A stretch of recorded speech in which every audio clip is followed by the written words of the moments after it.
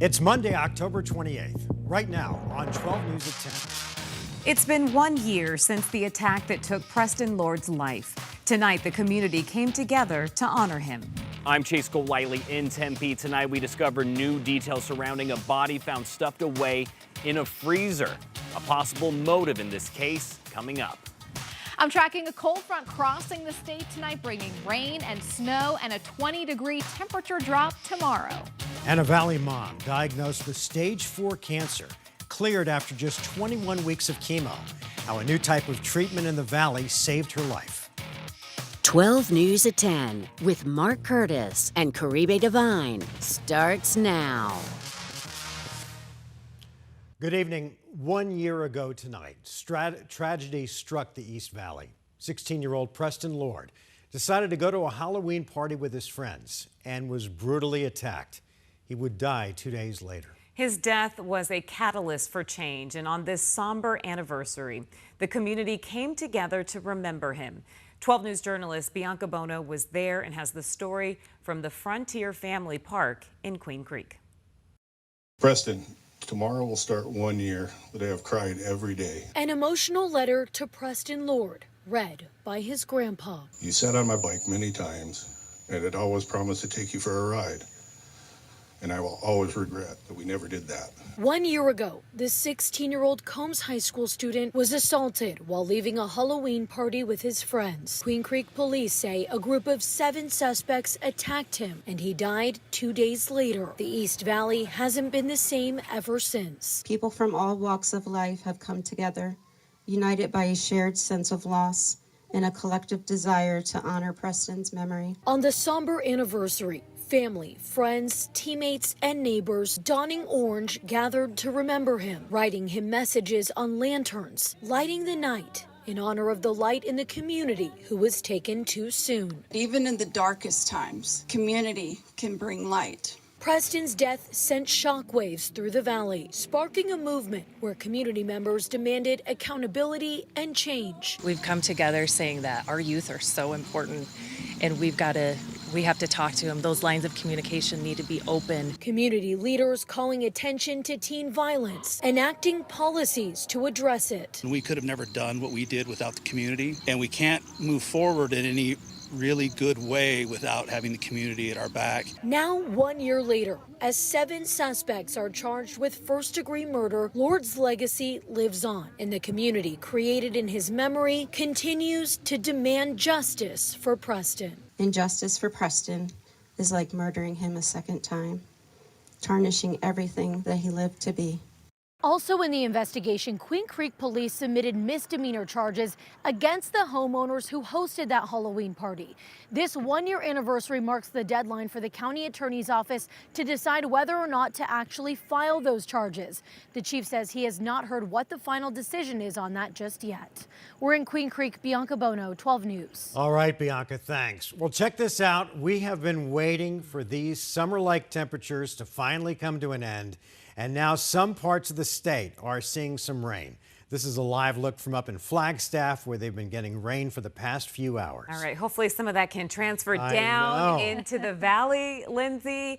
What are our chances looking like tonight? Well, we do have some chances overnight in the valley, and we're already beginning to see a few showers get close to the 303 and the 101 in the West Valley. So some of us will be seeing some light shower activity through the overnight, but undoubtedly it has been a bit heavier up toward Flagstaff and the I-40. You can see plenty of showers along I-17, and this band of rain will continue to push eastward during the overnight, arriving in Prescott or Payson right now, and you can see a few showers beginning to fire up near the Scottsdale area, and then also out in the West Valley, some light rain. So this will continue moving across the valley during the overnight hours. Overall rain totals will be pretty light.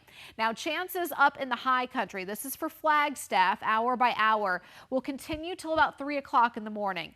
After 3 a.m., we're going to start drying out around the Flagstaff area. In the valley, our chances are best right right now, but it's going to be very light and on the isolated side through about midnight. And then we will be dry for the morning drive tomorrow. But further east in the White Mountains, the chance for rain and even a few wet snowflakes above 6,000 feet is going to peak at about 6 a.m. Temperatures tomorrow noticeably cooler. We're only going to top out in the 70s. Caribe? All right, looks good. Thank you so much, Lindsay. We have an update about a crash involving a garbage truck that left a man dead and sent 3 others to the hospital. Police identified the man as 44-year-old John McLaughlin. The crash happened near 40th and Choya Streets. Police say that McLaughlin was driving a truck when he veered into oncoming lanes, ran a red light, and then collided with an SUV and then hit a waste management truck. Crews took 2 other men and a child to the hospital. They all are expected to be okay. Also tonight, a teen is recovering after being shot in Phoenix. Officers responded to the scene near 48th Street and Southern just after 5 o'clock this afternoon. Police say the teen was taken to the hospital with serious injuries but is expected to survive. Police have not given any information on a possible shooting, a suspect in the shooting, but the investigation is ongoing. Tonight, we have some new details in a disturbing investigation out of the East Valley. Police say that a Tempe man has been arrested for reportedly keeping his own father's decomposing body in a freezer for potentially years. 12 News journalist Chase Golightly is in Tempe with what the court documents are showing, including a possible motive behind this bizarre crime. Police found that freezer in the backyard of this home near McClintock and Baseline, where the suspect identified as Joseph Hill Jr. lived.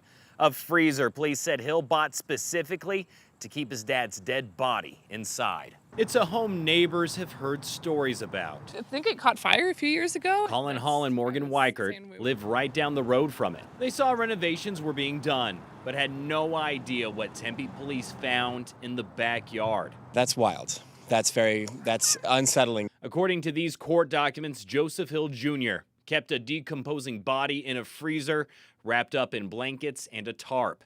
Tempe police learned about it from an online tip claiming the body belonged to Hill's own father. On Friday, police obtained a search warrant, and when they approached the freezer in the backyard, Hill reportedly told them they would find something inside. Documents claim detectives had to remove multiple layers of saran wrap, sheets, and duct tape from the freezer to open it.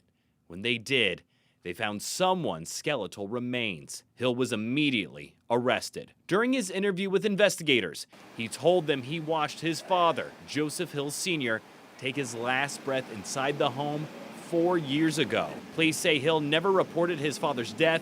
When they asked him why, the documents claim Hill was afraid he would lose the house because his name wasn't on the deed.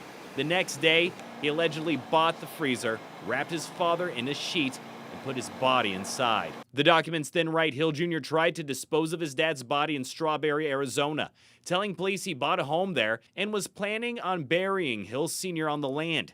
Hill Jr. said he drove the freezer nearly 2 hours to Strawberry, but the home caught on fire. Hill Jr. said he left the freezer with a neighbor for a little while before he brought it back to Tempe. Then Hill Jr. said he tried several times to bury the body in the Arizona desert, but Hill Jr. reportedly said there was always people out there and he didn't have the privacy. So the freezer, without power, remained in the backyard for about 6 months. Hill Jr. is currently being held on a $25,000 cash-only bond. We're in Tempe. Chase Golightly, 12 News. All right, Chase, thanks. Turning to Decision 2024, we're almost 1 week from Election Day, and for many Americans, that day cannot come soon enough. But just a reminder, tomorrow is the last day you can mail back your early ballot. You can still drop them off at any polling location and drop box, but tomorrow is the last day to mail it back. And if you didn't request an early ballot and you still want to vote before Election Day, early in-person polling centers are open through Friday, November 1st. You can find a voting center by going to beballotready.vote. Today, Laura Trump, co-chair of the RNC, held a Team Trump Women's Tour event in Phoenix. She talked with local businesses before speaking at the Trump Force 47 office. Former ESPN host Sage Steele and former race car driver Danica Patrick were just 2 of the notable guests at the event. Tracking tomorrow on the campaign trail in Arizona, Gwy Walls, the wife of vice presidential candidate and Minnesota Governor Tim Walz, is set to appear at a Get Out the Vote event in Phoenix at noon. Then she'll host a volunteer appreciation event in South Phoenix. The last visit for her was back here in Arizona was back in September. Plus, Reverend Al Sharpton, founder of the National Action Network, will be in Arizona tomorrow to encourage Arizona's black voters to head to the polls next week. He's hosting a student brunch tomorrow afternoon at Phoenix College. And get ready for Election Day by having the 12 Plus app already downloaded on your TV. 12 Plus is where we'll be streaming hours of live coverage of the local and state races, plus the results and the impact that they could have on your community. Just search for the 12 Plus app on your Apple TV, Fire TV, and Roku. A Valley woman was given weeks to live after receiving a terminal diagnosis of stage 4 metastatic breast cancer. But tonight, almost a year later, unbelievably, she is cancer-free. That's right. 12 News journalist Gabriela Becerra shares how a new cancer treatment may have saved her life. This joyous symbol of relief was a moment Tammy Morrow never doubted she'd earn. I made a decision based on a lot of things that I was going to get well. That decision was made last December when Morrow walked into an emergency room with stomach pain and severe bloating. The diagnosis wasn't expected: stage 4 metastatic breast cancer. You've probably heard that expression, all the blood rushes out of your face. That's exactly what I felt like, all the blood rushed out of my face. Up until that point, Morrow was a healthy 55-year-old woman, or so she thought. She really said, if you don't start chemotherapy now, you have weeks to live. Morrow started chemotherapy and started losing her hair, but still, she never lost hope. I pretty much just decided that I was going to live. That's when she found Invita Medical Center in Scottsdale, a clinic that combines conventional medicine with complementary and alternative medicines. According to Invita, doctors customize treatments for each patient based on exhaustive DNA testing. From that, they determine how does my particular cancer respond to chemotherapy drugs, because there are lots of them, and then to other homeopathic, naturopathic medications. Invita's treatment is microdosed and genetically targeted, which they say is gentle on the patient but powerful to the cancer. Treatment was every single day, pretty much 5 days a week. And after just 21 weeks, Morrow was declared cancer-free. Grateful that what I had believed and hoped was really manifest. Something she doesn't think she'd be able to say without Invita. I don't think I'd be telling any story. I think I'd be dead. Morrow's using this opportunity to spread hope and encourage everyone to take care of themselves, no matter how healthy you think you are. And I just didn't do all of the regular checkups that I needed to, so definitely do that, even if you feel well. Gabriela Becerra, 12 News. That is phenomenal. Yeah, great for her. Oh, it's awesome.